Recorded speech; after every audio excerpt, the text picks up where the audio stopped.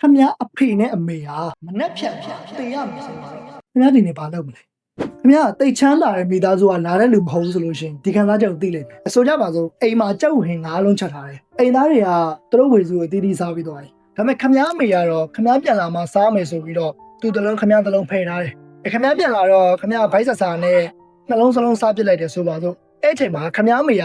သူ့အတွက်မထားဝေးရကောင်းအောင်ဆိုပြီးတော့ခမရကိုစိတ်ဆိုးလာဘယ်အမေမှအဲ့လိုမလုပ်ဘူး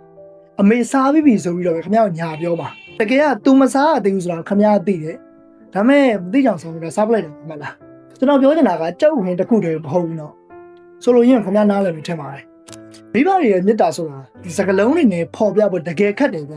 ဘယ်စောပြောသလိုပဲကျွန်တော်တို့ဘိုက်ဝါဖို့သူတို့ထမင်းအငတ်ခံခဲ့တာတွေကျွန်တော်တို့ရဲ့အိမ်မက်တွေနောက်ကိုလိုက်နိုင်ဖို့သူတို့ရဲ့အိမ်မက်တွေကိုဘလောက်တောင်စတဲ့ခဲ့ရလဲဆိုတော့သူတို့ဘယ်တော့မှထုတ်ပြောမှမဟုတ်သူတို့ကအမြဲတမ်းပြုံးပြီးတော့ပေးဆက်နေမှာပဲကျွန်တော်တို့ပထမဆုံးလမ်းလျှောက်တက်ခါစားကျွန်တော်တို့အဲ့ဒီခြေလမ်းလေးတွေကိုကြည့်ပြီးတော့တနေ့ကျရင်အောင်မြင်မှုအကြီးတွေယူလာမယ့်နေ့ကိုသူတို့ကစောင့်နေခဲ့ကြတာဒါပေမဲ့ခမရကိုကအမှန်တိုင်းဖြေကြည့်ပါအဲ့ဒီမြစ်တာတွေအတွက်ခမရဘာပြန်လုပ်ပေးပြီးပြီလဲခမရမနေ့တိုင်းအိမ်ကနောက်ကျမှထားတယ်ကြောင်းပြေးတယ်ဖုန်းပုတ်တယ်ဒါပဲလားခမရမှာတကယ်လုံးနိုင်တဲ့အရေးချင်းရှိပါလေရဲ့နဲ့ဆိုကြပါစို့ခမရအကြောင်းသားဆိုရင်ခမရမှာအစိမ့်အေရနိုင်တဲ့အရေးချင်းရှိပါလေရဲ့နဲ့ဘာဖြစ်လို့ C တွေ B တွေပဲခမရမိဘတွေအတွက်ယူပေးနေမှာကျွန်တော်ပြောချင်တာကចောင်းစာတစ်ခုတည်းမဟုတ်ဘူးနော်ခမရဘဝတစ်ခုလုံးရဲ့အမှတ်စင်းကိုဆိုလို့ချင်တာဒီဗီဒီယိုက motivation ပေးနေတာမဟုတ်ဘူးနော်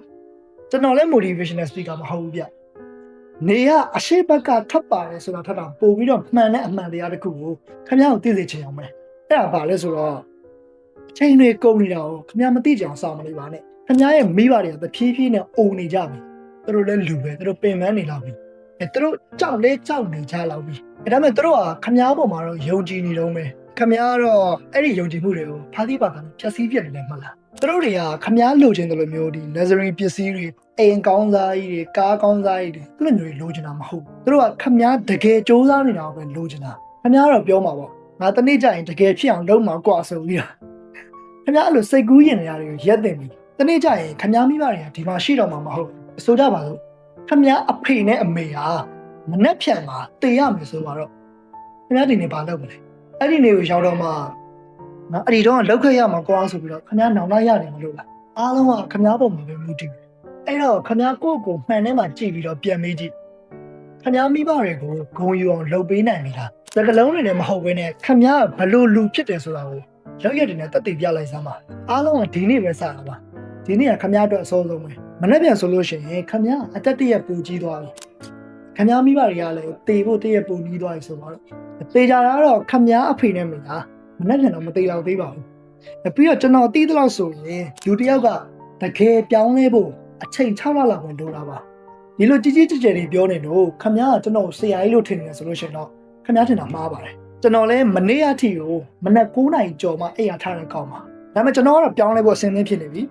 အဲ့ဒါကြောင့်လေဒီ channel လေးကိုလောက်လိုက်တာအဲ့တော့ခမားအနေနဲ့ခမားမိဘတွေမသေးခင်မှာကျေးဇူးဆက်ချင်တဲ့လူငယ်တယောက်ဖြစ်ချင်တယ်ဆိုရင်ကျွန်တော်နဲ့အတူတူပြောင်းလဲဖို့ဒီ channel လေးကို follow လုပ်သွားပေးဖို့မေတ္တာရက်ခံချင်ပါတယ်ခမားအတွက်အကျိုးရှိတဲ့ဗီဒီယိုတွေကိုနေ့တိုင်းတင်ပေးသွားပါမယ်ခမားမိဘတွေဂုဏ်ယူရတဲ့လူငယ်တယောက်ဖြစ်ပါစေ Here's the truth. It's not coming. You are the miracle. You are the reason they stayed strong. You are the reason they still hope. But one day, they won't be here anymore. And when that day comes, what will you wish you did today? What legacy will you leave behind? It's all on you now. Will you rise?